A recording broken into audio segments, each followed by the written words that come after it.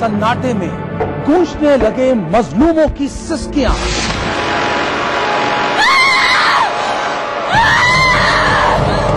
तब उस खामोश जुर्म को हम देते हैं मुकम्मल आवाज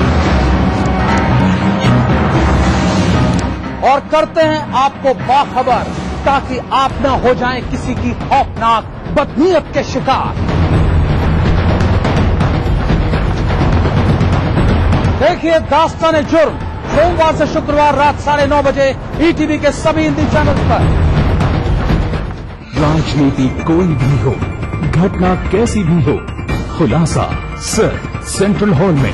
खबरों पर जानकारों से बेबाक बात, गपशप, सियासी सवाल, राजकाज और सुर्खियां एक ही प्रोग्राम से देश, समाज और राजनीति की पूरी तस्वीर देखिए। सेंट्रल हॉल सोमवार से शुक्रवार रात 8:30 बजे और 11:30 बजे ईटीवी के सभी हिंदी चैनल्स पर। इस कार्यक्रम के सह प्रायोजक हैं हर निर्माण के लिए आदर्श राष्ट्रीय की बात, फख्र है ताकत। राजेश मसाला, सचमुच स्वादिष्ट, सचमुच शुद्ध। Paramount group. करना घर का काम हो या बनानी हो भीड़ में पहचान, खूबसूरत रहने के नुस्खे भी हैं और फैशनेबल बनने के ट्रिक्स भी। शौक उभारने की पाठशाला भी है और संगनी क्वीन की कहानी भी। ये सब और बहुत कुछ सिर्फ संगनी फॉर टुडेज वुमेन के साथ। कार्यक्रम के सह प्रायोजक हैं राजेश मसाला, सचमुच स्वादिष्ट, सचमुच शुद्ध। टाइम जी डिटर्जेंट पाउडर और केक।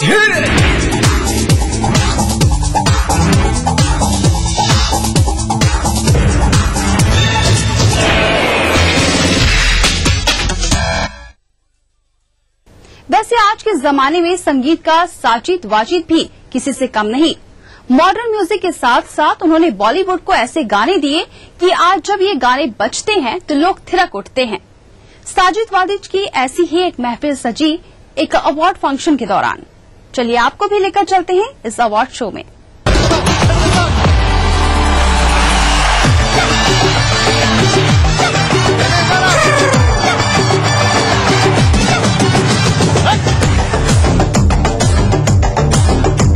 अरे हटे खटे उल्लू के पट्टे, एक थाली के चटे बटे, साले निकटू बजर बटू, आई बला को डाल तू। आगे से बटे पीछे से कटी, बंगालियां तो मार दे कटी, मुफ्त का चंदन किस मेरे नंदन, माल बचा के भाग तू। ऊपर से बोलते हैं व्हाट्सअप बड़े, नीचे से खींचते हैं चड्डी चड्डी, सारा इज्जत उतारने को ऑलवेज रेडी। हर एक फ्रेंड कमीना होता है, बोले तो हर एक फ्रेंड कमीना होता है, अरे हर एक फ्रेंड कमीना होता है, बोले तो हर एक फ्रेंड कमीना होता है।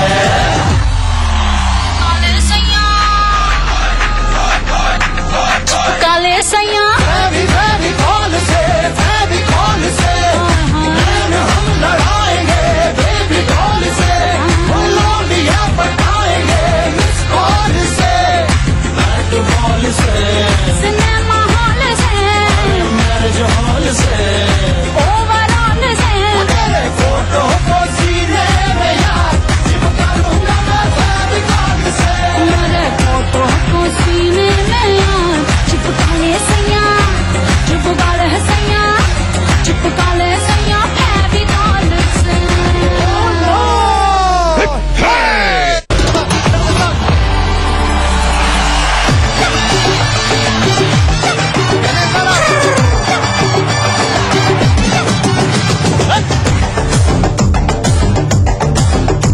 अरे हटे खटे उल्लू के पट्टे, एक थाली के चटे बटे, साले निकटू बजर बटू, आई बला को डाल तू। आगे से बटे पीछे से कटी, बंगालियां तो मार दे कटी, मुफ्त का चंदन किस मेरे नंदन, माल बचा के भाग तू। ऊपर से बोलते हैं व्हाट्सअप बड़े, नीचे से खींचते हैं चड्डी चड्डी, सारा इज्जत उतारने को ऑलवेज रेडी। हर एक फ्रेंड कमीना होता है, बोले तो हर एक फ्रेंड कमीना होता है, अरे हर एक फ्रेंड कमीना होता है, बोले तो हर एक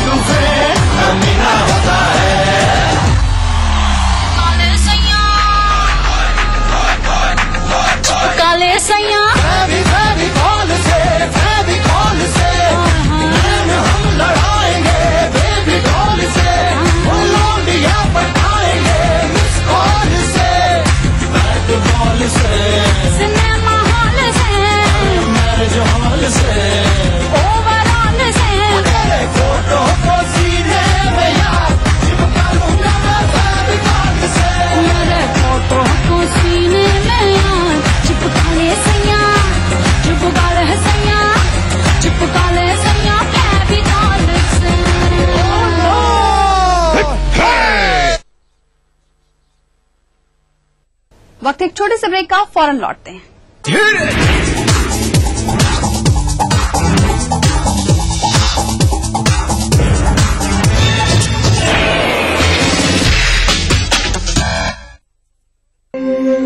भारत की प्राचीन मौलिक खोज है योग, जो बनाए तन मन का संतुलन, जोड़े आत्मा को परमात्मा से, बढ़ाए शरीर की प्रतिरोधक क्षमता, रोग से बचने का सबसे आसान मंत्र योग मंत्र।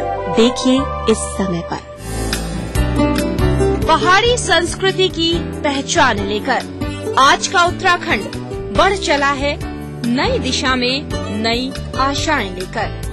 उस राह पर घटती हर एक घटना करती है असर जनता पर, प्रदेश को देती है नया मोड़, तय करती है आगे का सफर। अपना उत्तराखंड इस समय पर। इस न्यूज के सह प्रायोजक हैं कौमी मोबाइल फॉर मी। बीबीसी, दुनिया को है जिस पे भरोसा।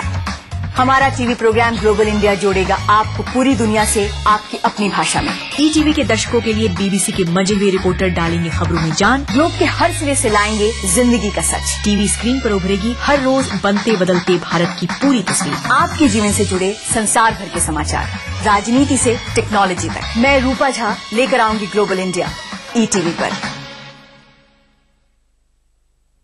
दिन भर खबरें जो बनाते हैं, जहां बनती हैं, जिनसे शुरू होती है, जिनसे जुड़ी होती है। रात 9 बजे सबकी नजर टिकी होती है न्यूज एट 9 PM पर। दिन भर की खबरों का अपडेट।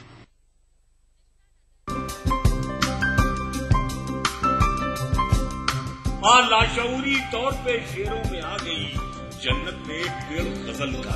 हम लोग नए मुल्क बना सकते हैं, तहजीब की तकसीम नहीं हो सकती।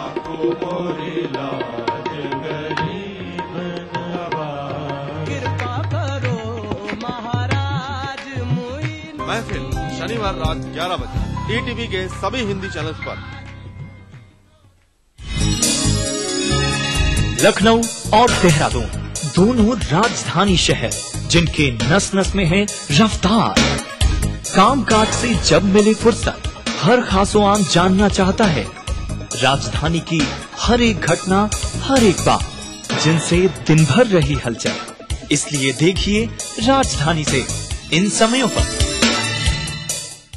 इस न्यूज के सह प्रायोजक हैं कुबेर मसाला, स्वादिष्ट जीवन चाहे हर मन। बनाना हो घर का खाना या मस्ती हो पार्टी की, या फिर खुमार हो त्योहारों का, आपकी हर खुशी में शुमार है स्वाद रसोई से का। नारी के अस्तित्व की खूबसूरत पहचान रसोई से दोपहर 2:30 बजे। कार्यक्रम के सह प्रायोजक हैं मधुसूदन टाइम जी डिटर्जेंट पाउडर और केक।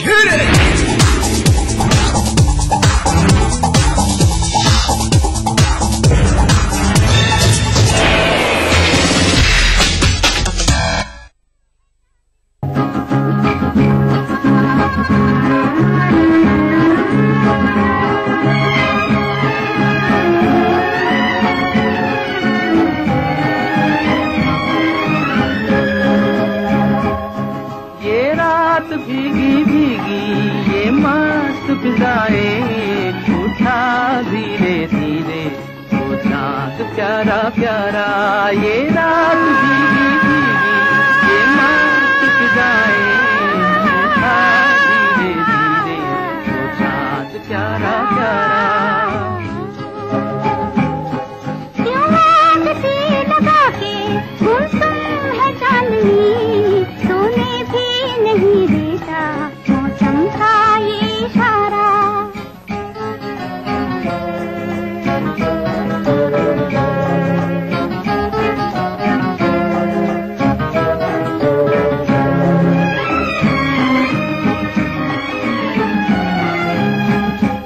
इठलाती हवा नीलम का गगन, कलियों पे ये बेहोशी की नमी।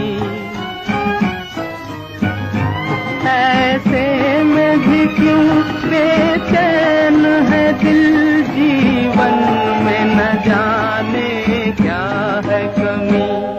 क्यों आग से लगा के गुमसुम है चांदनी, सोने भी नहीं देता मौसम का ये इशारा। ये रात भीगी भीगी ये मस्त फिजाएं, उठा धीरे धीरे वो चांद प्यारा प्यारा।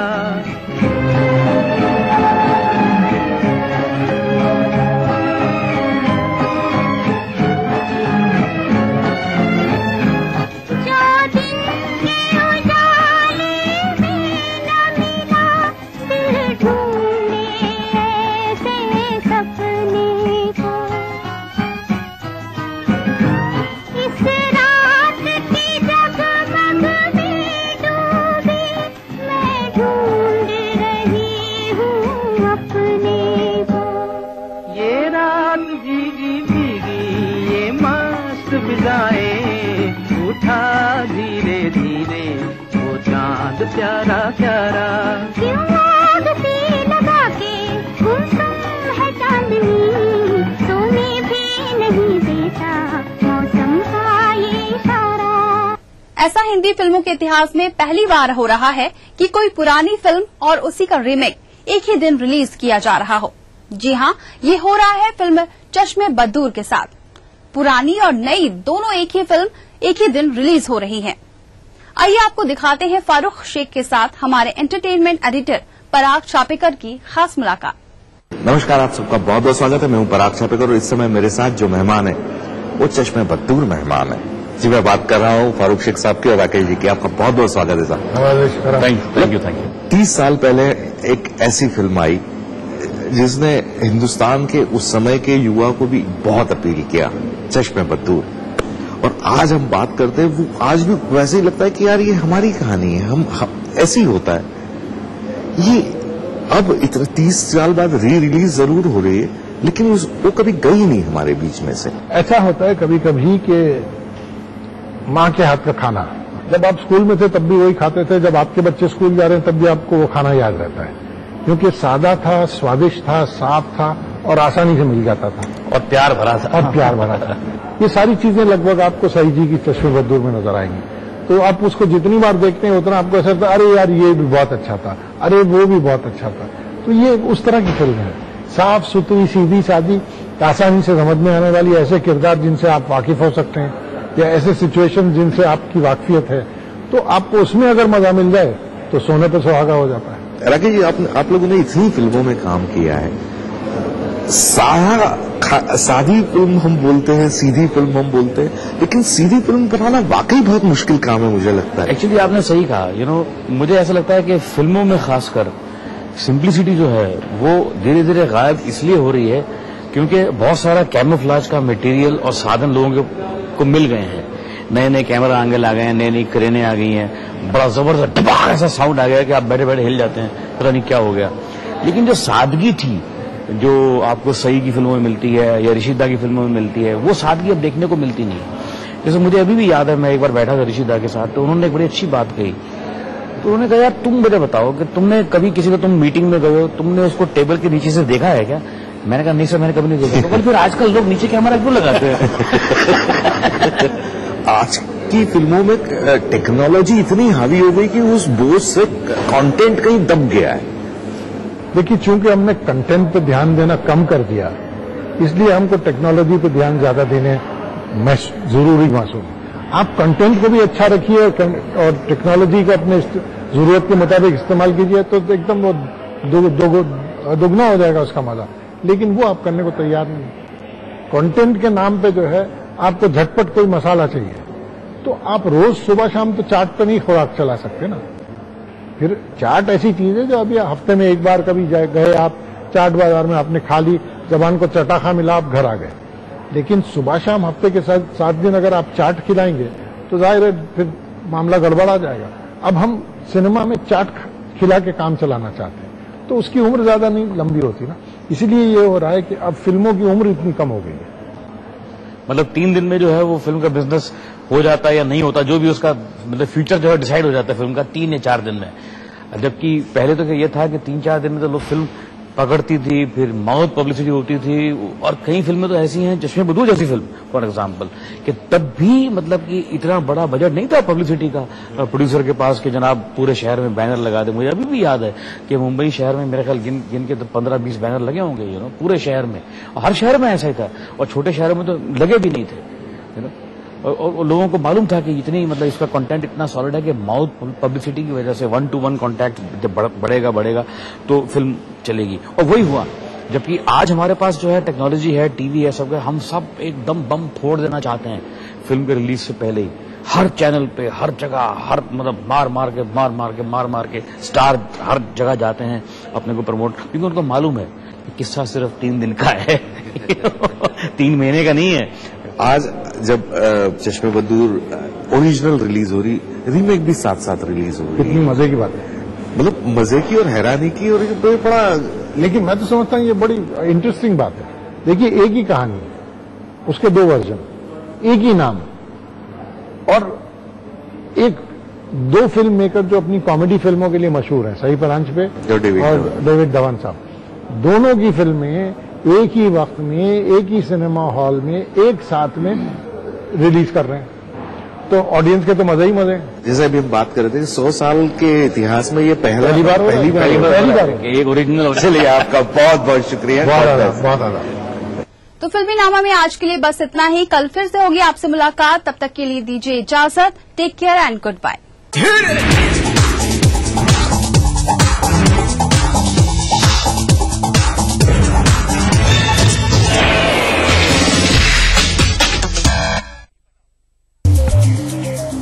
शहर से, गांव से, यहां से, इन गलियों से, यहां से भी न्यूज हर तरह की। हादसों का शहर, दिमागी बुखार से सभी तैयारियां, रोग फैल रहे, सियासत, बादलों, सैकड़ों की जाने गई हर जगह की। लखनऊ, मेरठ, कानपुर, वाराणसी, गोरखपुर, हल्द्वानी, बुंदेलखंड, इलाहाबाद, हर दिन 24 घंटे ETV न्यूज।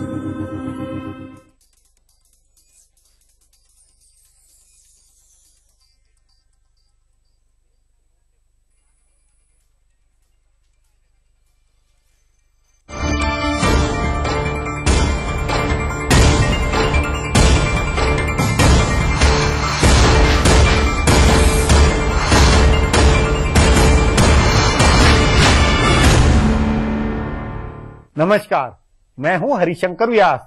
सेंट्रल हॉल में आपका स्वागत है। आखिर मुलायम सिंह यादव के मन की टीस निकल ही गई। उनके अनुसार उत्तर प्रदेश की सरकार पटवारी के समान है, तो दिल्ली की सत्ता कलेक्टर जैसी, सो उन्हें कलेक्टर बनना है। दिल्ली में अपनी सरकार बनानी है, तभी उत्तर प्रदेश का भी भला होगा। यही सत्व तत्व मुलायम सिंह यादव की मौजूदा राजनीति का आधार है। वे जो बोल रहे हैं, कांग्रेस के प्रति जो नरम गरम रुख अपनाए हुए हैं, उस सब के पीछे दिल्ली की कलेक्टर सत्ता या कि प्रधानमंत्री पद लेने की महत्वाकांक्षा है। लेकिन उत्तर प्रदेश का पटवारी कलेक्टर को क्या हटा सकता है? मौजूदा प्रधानमंत्री डॉक्टर मनमोहन सिंह नेता कम और नौकरशाह अधिक है। वे कलेक्टर है, तभी उन्हें इस बात की चिंता नहीं है कि मुलायम सिंह यादव समर्थन वापस ले सकते हैं। विदेश से लौटते हुए मनमोहन सिंह ने अपनी सत्ता के बने रहने का भरोसा जाहिर किया। कह सकते हैं कि कलेक्टर को पटवारी की चिंता नहीं है। मुलायम सिंह यादव यूपीए सरकार नहीं गिरा सकते हैं। मनमोहन सिंह के आगे मुलायम सिंह यादव लाचार, बेबस और डरे हुए हैं और रहेंगे, क्या नहीं? यही आज चर्चा का विषय है। पर चर्चा से पहले सुर्खियां, राजकाज व गपशप है, और शुरुआत सत्ता गलियारों की गपशप से करते हैं।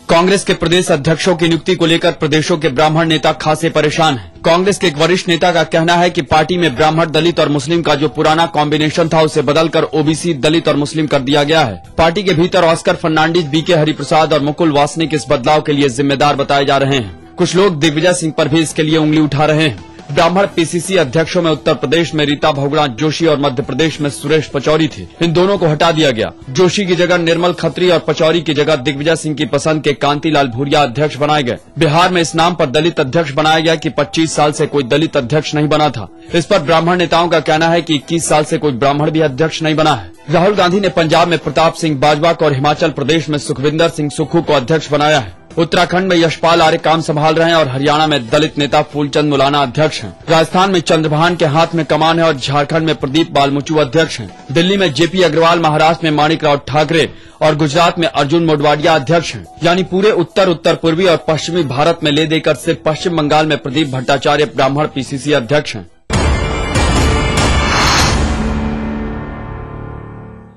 कांग्रेस में अगर ब्राह्मण नेता मुश्किल में है तो बीजेपी में यही मुश्किल पिछड़े नेताओं के साथ है। कांग्रेस से उलट बीजेपी हर प्रदेश में ब्राह्मण या स्वर्ण प्रदेश अध्यक्ष नियुक्त कर रही है और राष्ट्रीय स्तर पर भी बनी टीम में स्वर्णों का दबदबा बना हुआ है। राष्ट्रीय अध्यक्ष के चुनाव से पहले और बाद में जो प्रदेश अध्यक्ष नियुक्त हुए हैं उनमें उत्तर प्रदेश, बिहार, पंजाब, हरियाणा, जम्मू कश्मीर, मुंबई, चंडीगढ़ और कर्नाटक में ब्राह्मण अध्यक्ष बने हैं। झारखंड में भूमियार और मध्य प्रदेश में ठाकुर नेता नरेंद्र सिंह तोमर को अध्यक्ष बनाया गया है। दिल्ली में वैश्य समुदाय के विजय गोयल अध्यक्ष बने तो राजस्थान में वसुंधरा राजे सिंधिया, हिमाचल में सतपाल सिंह सप्ती, ओडिशा में केसी सिंह देव और उत्तराखंड में तीरथ सिंह रावत को कमान मिली है। राष्ट्रीय स्तर पर बीजेपी के 12 सदस्यीय संसदीय बोर्ड में नरेंद्र मोदी इकलौते ओबीसी नेता हैं और थावरचंद गहलोत इकलौते दलित हैं। इनके अलावा बाकी 10 सदस्य अगड़ी जातियों के हैं।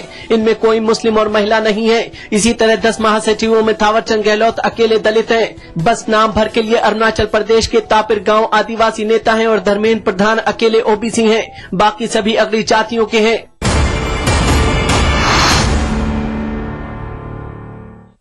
राजनाथ सिंह ने अपनी राष्ट्रीय टीम में उत्तर प्रदेश के नेताओं को ज्यादा तरजीह नहीं दी। सिर्फ एक बड़ा नाम वरुण गांधी का है जिनको महासचिव बनाया गया। लेकिन पार्टी के पुराने तमाम नेता कलराज मिश्र, विनय कटियार, लालजी टंडन, ओम प्रकाश सिंह, केशरीनाथ त्रिपाठी, योगी आदित्यनाथ, संतोष गंगवार, अशोक प्रधान आदि को महत्व नहीं मिला। तभी यह सवाल उठा है कि आखिर राजनाथ सिंह अपने गृह प्रदेश में किस रणनीति पर काम कर रहे हैं। कहा जा रहा है कि यूपी में भाजपा एक बार फिर हिंदुत्व का कार्ड चलेगी। बिना किसी बड़ी घोषणा के पार्टी यह दांव चलेगी। इस रणनीति के तहत गुजरात के मुख्यमंत्री नरेंद्र मोदी को उत्तर प्रदेश से चुनाव लड़ाया जाएगा। उनकी टीम ने उत्तर प्रदेश की सभी 80 सीटों का सर्वेक्षण किया है और इनमें से कम आधी सीटें जीतने का लक्ष्य रखा है। पार्टी में हिंदुत्व के तमाम प्रतीक चेहरे यूपी से चुनाव लड़ेंगे। नरेंद्र मोदी से लेकर योगी आदित्यनाथ, वरुण गांधी, कल्याण सिंह, उमा भारती सब लोकसभा चुनाव लड़ेंगे और इस क्रम में अपने आप जातीय और क्षेत्रीय समीकरण टूटेंगे। कहा जा रहा है कि इस रणनीति की वजह से ही पार्टी के पुराने नेताओं पर खास ध्यान नहीं दिया गया। इन सबको चुनाव अभियान समिति, रणनीति समिति आदि में जगह मिलेगी। अब आज की ताजा सुर्खियां हैं, ये लीक से कुछ हटकर है। इनसे तुरंत देश की दशा दिशा के हाल बूझ सकेंगे। गुजरात सरकार ने लोकायुक्त के अधिकारों को कम करते हुए उसे राज्य सरकार के अधीन लाने का विवादित बिल आज विधानसभा में पेश किया। कांग्रेस ने इस बिल का विरोध किया है। अगर यह कानून बना तो लोकायुक्त की नियुक्ति में मुख्यमंत्री, विधानसभा के स्पीकर, एक वरिष्ठ मंत्री और विपक्ष के नेता की कमेटी चुनेगी। 4 लोगों की इस कमेटी में 3 लोग सरकार के होंगे। इस तरह से इसमें राज्यपाल और हाईकोर्ट के चीफ जस्टिस की भूमिका पूरी तरह से खत्म हो जाएगी। इस कानून के मुताबिक किसी भी शिकायत पर सुनवाई से पहले लोकायुक्त को राज्य सरकार की अनुमति लेनी होगी और लोकायुक्त की रिपोर्ट सरकार पर बाध्यकारी नहीं होगी। शिकायत गलत पाए जाने पर 5 से 25,000 रुपए के जुर्माने का भी प्रावधान है। भाजपा के वरिष्ठ नेता यशवंत सिन्हा ने प्रधानमंत्री मनमोहन सिंह के खिलाफ मोर्चा खोला है। उन्होंने संचार घोटाले के मामले में मनमोहन सिंह और उस समय के वित्त मंत्री पी चिदम्बरम को जेपीसी के सामने बुलाने के लिए चिट्ठी लिखी है। हालांकि जेपीसी के अध्यक्ष पीसी चाको ने कहा है कि इस तरह से पीएम को चिट्ठी लिखना एक राजनीतिक नाटक है। इस बीच यशवंत सिन्हा ने आज कांग्रेस अध्यक्ष सोनिया गांधी से अपील की है कि वह मनमोहन सिंह को प्रधानमंत्री पद से इस्तीफा देने को कहें और समय से पहले चुनाव कराएं। अटल बिहारी वाजपेयी की सरकार में वित्त मंत्री रहे सिन्हा ने कहा है कि मनमोहन सिंह की टीम ने देश की अर्थव्यवस्था का भट्ठा बैठा दिया है। सुप्रीम कोर्ट ने इटली के राजदूत डेनियन मंशेरी के भारत छोड़कर जाने पर लगी रोक हटा दी है। सुप्रीम कोर्ट के चीफ जस्टिस अल्तमस कबीर की बेंच ने 14 मार्च को लगी रोक हटा दी है क्योंकि अब इटली के दोनों मरीन भारत वापस लौट आए हैं। लेकिन इस बीच इटली की सरकार ने केरल समुद्र तट पर 2 मछुआरों की हत्या के मामले की जांच नेशनल इन्वेस्टिगेशन एजेंसी को सौंपे जाने पर आपत्ति जताई है। इटली की चिंता इस बात को लेकर है कि एनआईए को समुद्री डकैती और आतंकवाद जैसे मसलों की जांच सौंपी जाती है जिसमें मौत की सजा का प्रावधान होता है, जबकि भारत सरकार ने इटली से वायदा किया है कि मरीनों को मौत की सजा नहीं होगी। दिल्ली में अरबपति बसपा नेता दीपक भारद्वाज की हत्या के सिलसिले में गिरफ्तार संदिग्ध शूटरों ने पूछताछ में कहा है कि उन्हें भारद्वाज की हत्या के लिए 2 करोड़ रुपए की सुपारी दी गई थी। पूछताछ में गिरफ्तार आरोपियों ने कहा है कि उनके परिवार से जुड़े एक व्यावसायिक पायलट ने उन्हें सुपारी दी थी। पुलिस इस दावे की पड़ताल कर रही है। इस बीच सोमवार को नाटकीय घटनाक्रम में गिरफ्तार 3 आरोपियों पुरुषोत्तम राणा, सुनील मान और अमित कुमार ने पहचान परेड में हिस्सा लेने से इनकार कर दिया, क्योंकि उनका कहना है कि उनकी फोटो चारों तरफ दिखाई जा चुकी है। फिलहाल अब एक ब्रेक है, फिर राजकाज की खबर देने वाली बातें होगी।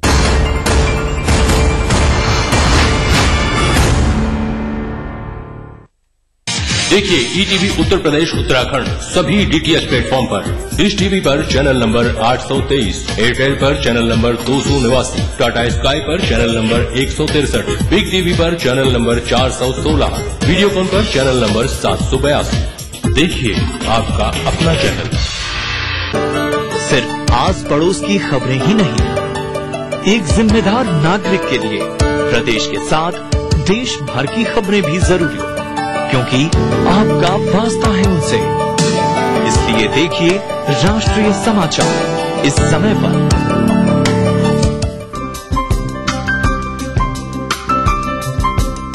मां लाशऊरी तौर पे शेरों में आ गई, जन्नत में पेड़ गजल का।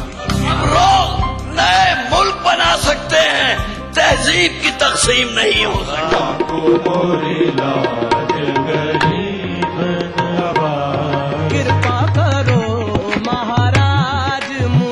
महफिल शनिवार रात 11 बजे ईटीवी के सभी हिंदी चैनल्स पर। राजनीति की बिसात जहां सजती है रोज, हजार कठिनाई में भी जो हंसता है रोज, बार बार बिखर के भी जो संभलता है रोज, कहने सुनाने के साथ जो सुनता है रोज। अपना यूपी देखिए इस समय पर। इस न्यूज के सह प्रायोजक हैं हर निर्माण के लिए आदर्श सीएम की बात, फख्र है ताकत। कुबेर मसाला, स्वादिष्ट जीवन चाहे हर मन। Xiaomi mobile for me. Lucknow और देहरादून दोनों राजधानी शहर, जिनके नस नस में है रफ्तार। कामकाज से जब मिले फुर्सत, हर खासो आम जानना चाहता है राजधानी की हर एक घटना, हर एक बात, जिनसे दिन भर रही हलचल। इसलिए देखिए राजधानी से इन समयों पर। इस न्यूज के सह प्रायोजक हैं कुबेर मसाला, स्वादिष्ट जीवन चाहे हर मन।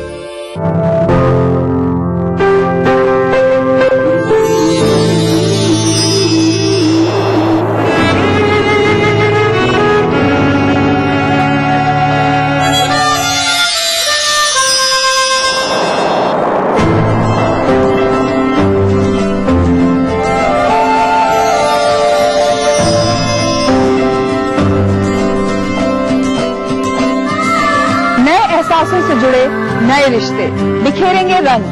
जिंदगी लाइव सीजन 5 हर रविवार शाम 5 बजे ईटीवी के सभी हिंदी चैनल्स पर।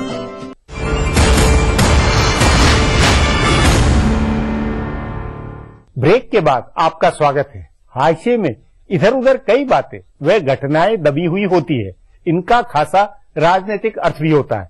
उन्हीं में से अब पेश है राजकाज की कुछ बातें। सोनिया और राहुल गांधी के कामकाज का एक और फर्क दिख रहा है।